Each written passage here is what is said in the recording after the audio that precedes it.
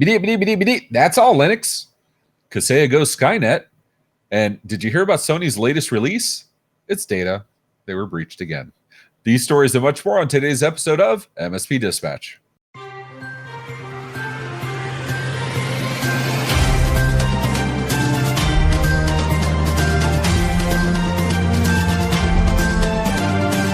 This episode is presented by OIT VoIP. Enhance your client's communication abilities with our VoIP solution, featuring integrated billing, on-demand training, and live US support. Collaborate seamlessly with Microsoft Teams integration and put your entire phone system in your pocket with Mobile X. Improve your offerings and increase profitability with reliable service for 1/10 of the average MSP acquisition cost. To learn more, visit oit.co or dial 844-CALL-OIT. Good morning and welcome to the October 6th episode of MSP Dispatch, your source for news, community events, and commentary in the MSP channel. I'm Ray Orsini, joined as always by my co-host, Mr. Tony Francisco. How you doing, Tony? Excellent, brother. Excellent. I am so happy to see you. You were at oh my gosh, you're at DattoCon. You're having all this fun. I was totally jealous I wasn't there. How was it? Did you have a good time? It was actually really good. I can't complain. They treated us extremely well. I've said that a couple times. They treated us really well. Shout out to Millie and her team over the Kaseya PR team. I appreciate everything you did for us. Got to do some amazing interviews. Actually got some announcements that MSP Dispatch got to release first, even before Kaseya put it out publicly. So very cool stuff. It was great. Just finished last night with a big bang at the Kaseya Center. I did not go because I'm an old man and I went to bed, but I could hear the fireworks. So it seemed amazing. How about you, Tony? How was your week? How was my week? I was not at DattoCon. It was quiet. It was so quiet I could hear my cells dividing as I wanted to be at DattoCon partying with you. But we had a lot of stuff to do that I was unfortunately unable to attend this year. Next year, I promise everyone I will be there. And for everyone who reached out to me, I still can't tell you why I wasn't there. But I promise you I'm going to be there next year, along with a whole bunch of other events. I said it before, and I'll say it again. I maintain that Tony Francisco is Batman. So, on that note, what are we talking about? Instead of making the news, let's read some of it. Let's get into it, huh? Let's do it.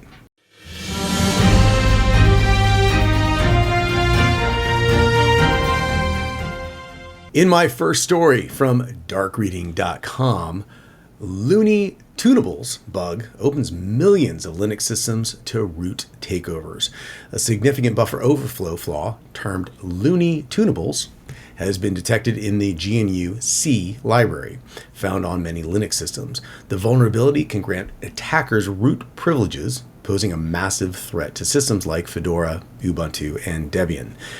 IoT devices, particularly those with embedded environments like drones and smart factories, are especially vulnerable due to their reliance on the Linux kernel.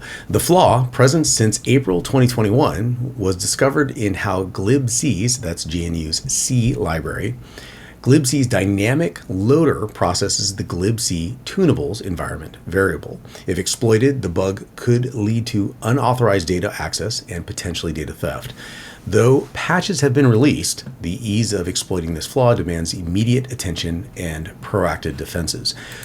Ray, let's just slowly lift the lid. I'm just going to peek up. You know what I'm going to do? Kind of like in the movie Aliens when he peeks up under the board, the panel, the roof panel, and he sees all the aliens crawling. I'm going to peek up there. How many devices are using Linux sunk in as that internal operating system? Should there be any concern? Let me put away my Raspberry Pis, my Stream Decks, my remote production consoles. That was really good. Okay. Tony, why don't you want us to be happy? That's what I really want to know. But how many possible devices could have a Linux kernel-based iOS system inside? Is that like there's barely any devices out there? No, right? Nobody uses Linux. I assume you're using some kind of those magic network boxes to connect out to the internet. Windows. It's all Windows. Oh, guaranteed. They're absolutely, I mean, they're taking advantage that if a Windows device has less than a 10-inch screen, it's free for the Windows license. That's actually why you see all these little mini computers with Windows on them. They don't have to pay licensing. So yeah, Linux is literally everywhere. Because of its the complexity it allows, the configurability, the resiliency, without question. Live patching helps. Not that a lot of these OEM vendors actually patch their stuff, but for the ones that do, you can patch with zero downtime for the most part. Zero downtime, and it's so small. The kernel's so small; they can be in Yeah. literally everything. Yeah, it's insane.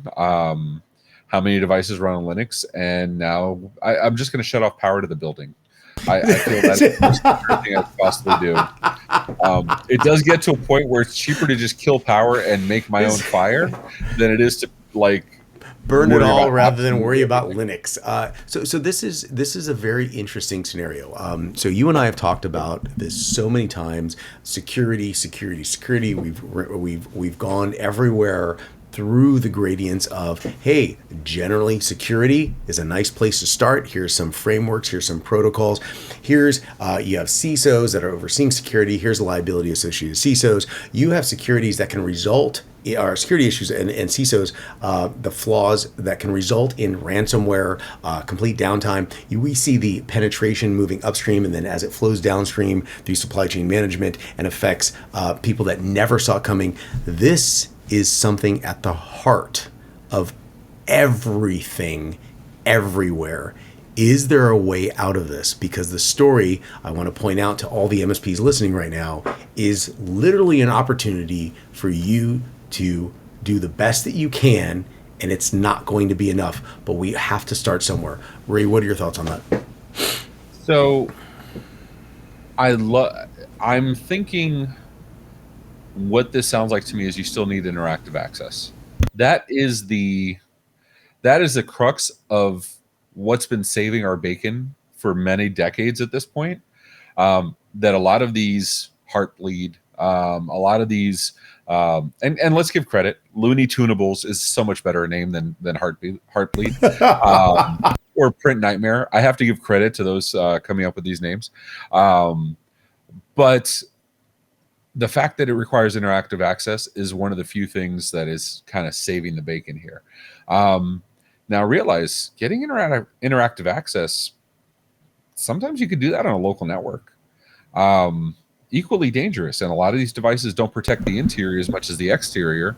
Thank you 1994 that taught us only to protect what's outside our front door. If you've been doing anything with computers since then, you should know that you also have to protect the inside of your network. But these are the same companies that are using Intel proof of concept code as production code. So, we do what we can. I don't know. I look at this and I say, understand what it is, understand the risk profile, but I don't think this is a run for the hills. We're all dead kind of thing. I think it'll be okay. As Ray lands the plane and before he jumps into the next story, I would like to point out that Ray started off with, I'm burning the whole building down, I'm shutting the power off, and burning the building down. And I stand by that. The dichotomy. And with that, let's jump into the next story.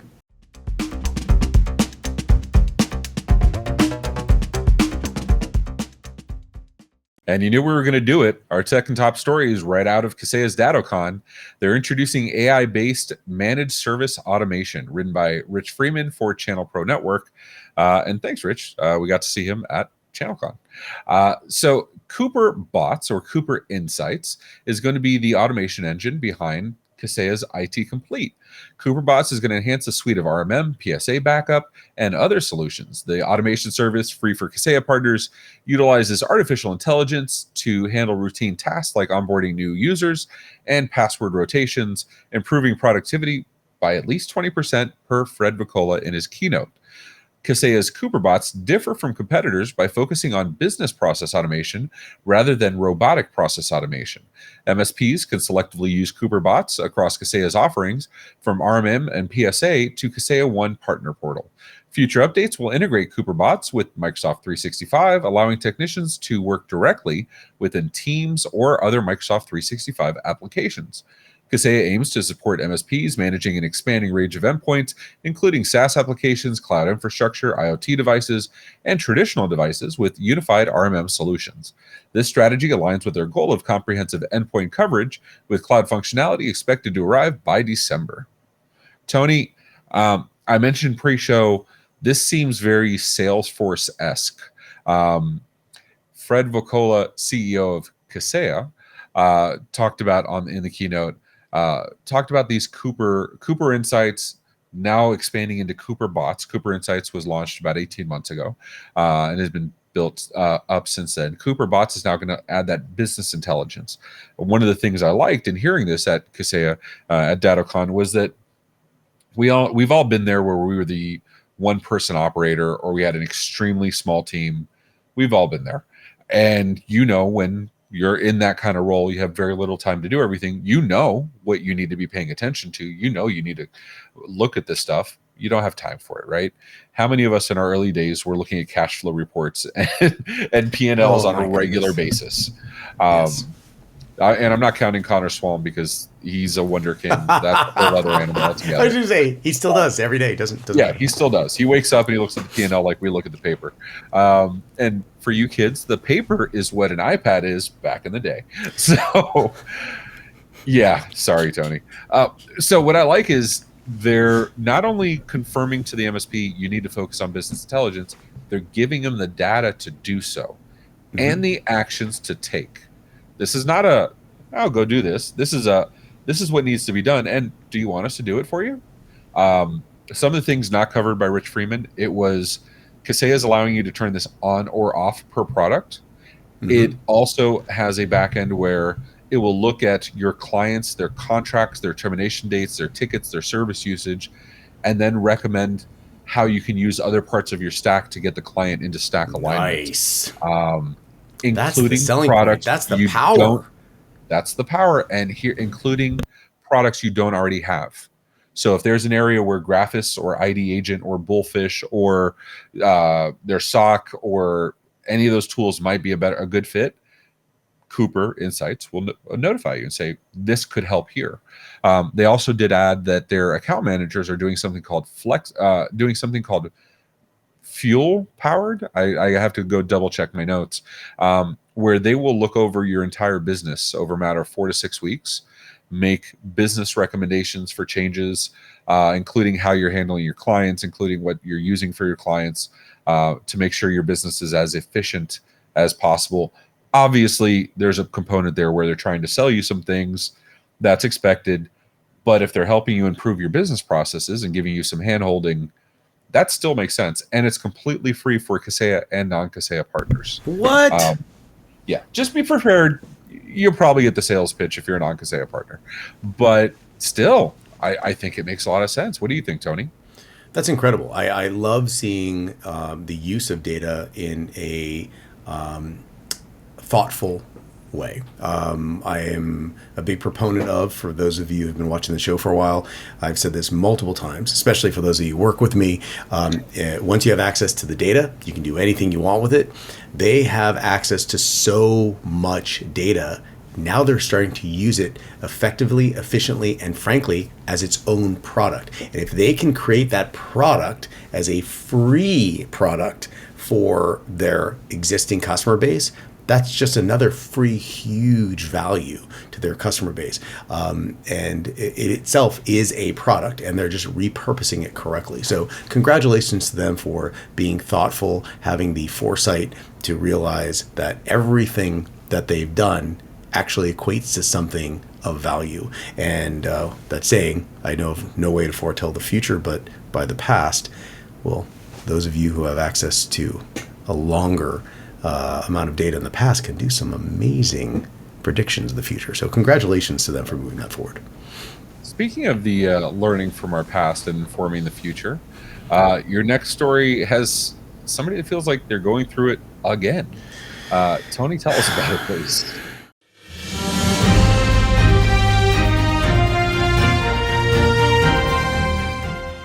Jumping into my second story from bleepingcomputer.com, Sony confirms a data breach impacting thousands in the United States. Sony Interactive Entertainment alerted approximately 6,800 current and former employees and their families of a cybersecurity breach exposing their personal information. This breach was due to an unauthorized party exploiting a zero-day vulnerability, that's CVE 2023-34362, in the Move It Transfer platform. We've covered that many times here on MSP Dispatch. The flaw is notably used by the Clop ransomware in a widespread attack. Sony only publicly acknowledged the breach after the Clop ransomware group listed them as their victim. Although the breach was detected in early June, unauthorized downloads were found on June 2nd. The company emphasized that the breach was restricted to that specific platform, but personal data of 6,791 U.S. individuals were exposed. Affected parties were offered credit monitoring via Equifax. Furthermore, Sony confirmed a separate limited security breach last month. Ray, I'm just going to ask you one simple question. When's this going to end? For everybody who pays attention to MSP Dispatch and learns from our reports the 17 times we did it, or when is Sony going to learn that security is more than just a word? Just security breaches. When are they going to end? When? I don't know, but I know we're 154 episodes in, and I know we'll continue to cover them over and over again. Now, and actually, I'm going to repeat something I heard. I forgot it was from somebody. I heard it from DattoCon, or heard it from somebody else. I think it was Connor Swam that said it originally. I apologize to whoever actually said this. It's not that small companies aren't targets for getting breached. It's that they're not big enough to be. It's not that you're not big enough to get breached. It's that you're not big enough to be on the news if you do get breached, which I thought was incredibly salient. Like that's like that. Downright like reflective. Damn it. Okay, good for you. Yeah. So I'm gonna be using that quite a bit. But it's true though. But these attacks happen.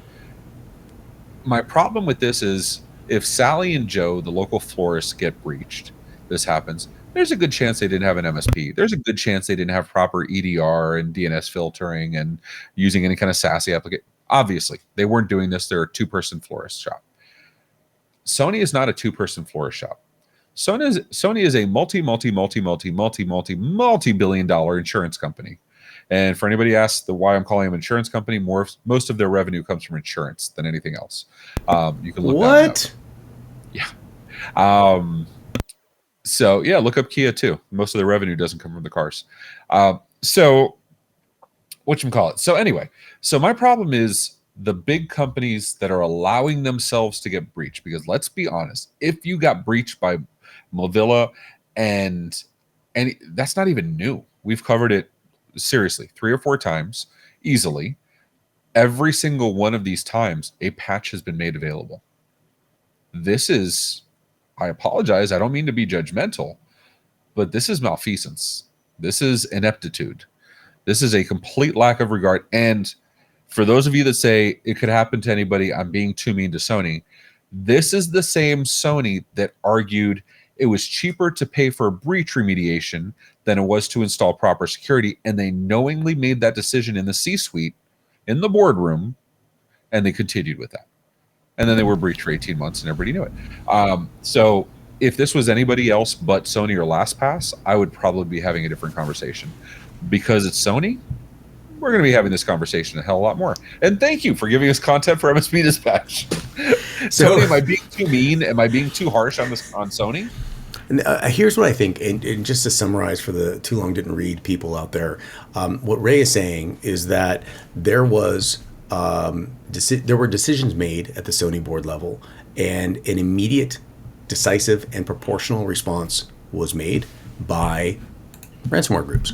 And we are now seeing the impact of that. Is that a good summary of? Yeah, no, that's 100% on the money. Fascinating. So again, if we can avoid the character assassination and any comments, I would like you to immediately reply again. When's it all going to end? Yeah. So with that, why? That's what you know what? Forget the why. Let's learn about the what. Tony, you got some notables for me, man? let's get into those notables, man.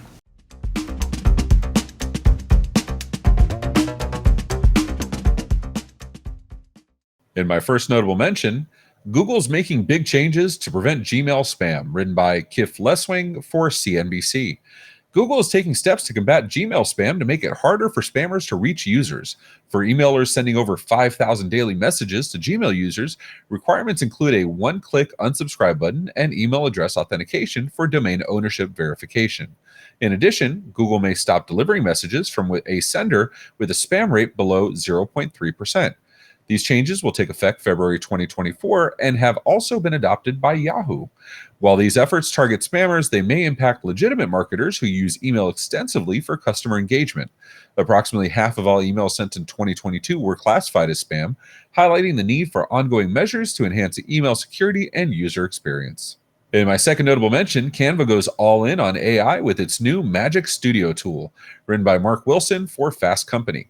Canva is enhancing content creation with its Magic Studio tools, leveraging AI to simplify the process. Magic Design allows users to generate and edit content by providing prompts, while brand guidelines and user-uploaded assets are seamlessly integrated. Magic Switch converts one media type to another, and Magic Media incorporates AI models for image and video creation. To support creators, Canva has established a $200 million fund, ensuring fair compensation for their contributions to AI training. Access to these AI features is available through Canva subscriptions starting at $15 a month, making content creation more efficient and rewarding for all users. And in my first notable mention from cybersecuritydive.com, AWS kicks off a cloud race to mandate MFA by default.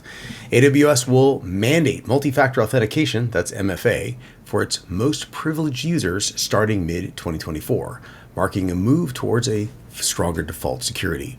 Amazon CSO Steve Schmidt announced that users accessing the AWS Management Console with root user privileges, which offer complete access to AWS services and resources, will need to enable MFA. Although AWS, Google, and Microsoft have previously allowed administrators to set MFA for specific users, it was not a default requirement. Following AWS's decision, Google plans to require MFA for select administrator accounts by year end. Microsoft hasn't made changes to its MFA stance. In my second notable mention from darkreading.com, fast-growing Dropbox campaign steals Microsoft SharePoint credentials. Threat actors are using a Dropbox to launch a fast-growing business email compromise, that's BEC campaign, aimed at stealing Microsoft user credentials. This approach bypasses natural language processing NLP-based security scans. Checkpoint Harmony reported over 5,000 such attacks in the first half of September, where the fake login pages redirected victims to a credential harvesting site. Dubbed BEC 3.0, attackers use legitimate, trusted sites to host phishing material, making the decisions difficult. These messages, seemingly from Dropbox, prompt users to download files, leading them to a fake Microsoft SharePoint login page for credential collection. To counter such threats, organizations are advised to educate users on recognizing suspicious activity and deploy robust security solutions. BEC attacks have resulted in business losses exceeding 50 billion US globally in the past decade. And now a clip from this week's episode of AI Roundup. All right, some really interesting stuff for our actual impact today. This one from Ars Technica by Benj Edwards. We're seeing the return of the grandma trick to full AI chatbots into doing things they're supposedly programmed not to do. We've seen this before when people were asking ChatGPT or Snapchat's My AI to sing them a lullaby to help them fall asleep with lyrics about how to make napalm. And it worked. Well, apparently you can use the same logic to get Bing's chatbot to read CAPTCHAs.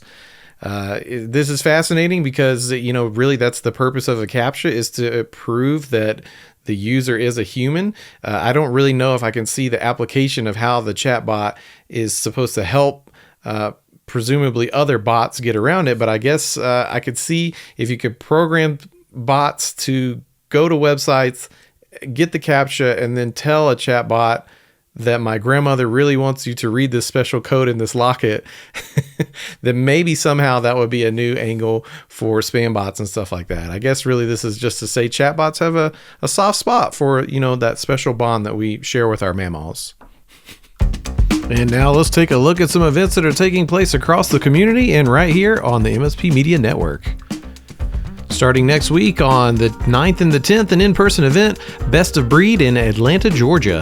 And then followed by on the 10th and 11th, another in-person event, Channel Pro SMB Forum in Atlanta, Georgia as well. And then on the 10th at 1 p.m. Eastern Time, Tradecraft Tuesday, using memory forensics to bring your investigations back from the dead, presented by Huntress. And on the 11th at 3 p.m. Eastern Time, Selling Cybersecurity Solutions as an MSP, hosted by Finn.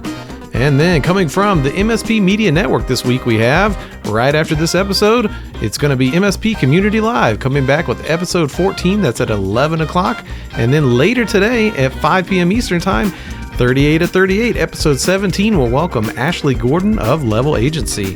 And then next week, we have plenty lined up for you, starting with Wins and Losses, episode 10 at 7:30 p.m. on Tuesday, as well as AI Roundup on Wednesday at 10 a.m. And some exciting new developments from Partner First on the 11th at 1 o'clock p.m., improving customer experiences and relationships for growth. And then, of course, more MSP Community Live later in the week on Friday. That's the 13th at 11 a.m. And as always, the MSP Dispatch presented by the MSP Media Network on Tuesdays and Fridays at 10 a.m.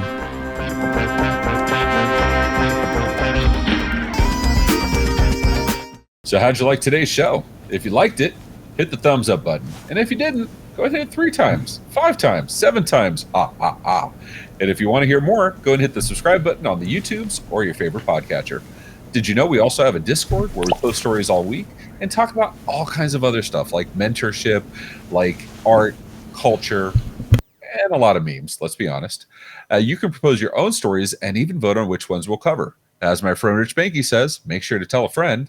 Also, be sure to follow us on social media at MSP Media TV. Have questions? Email news@mspmedia.tv for answers on the next episode, or leave us a voicemail, 833 MSP Network. Tony, how you feeling about today? I was a little worried that I was coming back from a conference and I was kind of out of the mix a little bit. Thanks again to Matt for covering for me on Tuesday's episode. How you feeling? How do we do? I'm buying Kaseya stuff right now. I don't know. I'm like, all this new stuff that Kaseya, we talked about on the show. I'm like, you've been talking. I'm like, hey, you're interrupting. I'm like, they got like AI and analytics and data polls, and they're doing data correlations, and they got new bots over there, and Cooper, and there's a lot of stuff happening that is amazing that came from the show. Outside of the show, things have been kind of chill. Things are okay. Nothing more than major Sony ransomware and a variety of other security exploits, like every single Linux device on the planet. Nothing major. It's just been cool. So chill day. It's just another day in the life of MSP Dispatch. So something new we're going to be doing. We're going to be starting lots of gear reviews. So if you're interested in stuff like this, or any of the other stuff I get Tony to buy after I buy, just go ahead and let us know in the comments below, or let us know in Discord. And all I need is a reason to buy something. So wait, can you hear it? You can hear my credit card screaming. Yeah, you can hear it screaming. You can hear it melting. Oh my! It's all my credit cards. Oh no! I'm sorry. Those are the credit cards that my credit cards are applying for. Okay, I'm sorry. So while Tony's credit cards melt like the guy in Indiana Jones, we will. That's a great place to end it. Thank you, ladies and gentlemen, for hanging out with us for this last couple minutes, learning a little bit, getting terrified a little bit. It is spooky season, so that's all good. Until next time, take care of yourselves and each other. Be safe, everyone.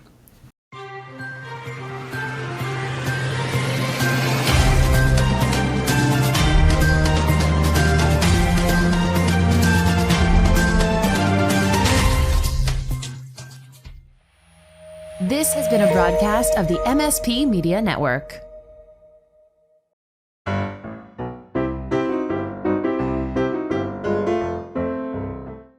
Good morning and welcome to the Oxo. Okay. Mute. You're on mute. I actually wasn't muted. You actually wasn't music? I just couldn't hear you? Yeah. You remember Little Mermaid when she lost her voice? You scared the crap out of me. Now I'm doing like mental gymnastics. And and actually I was unable to speak. You stunned me into being unable to speak. No. Okay. Although the breach was deleted, me in the what the one more time. Fucking words are difficult today.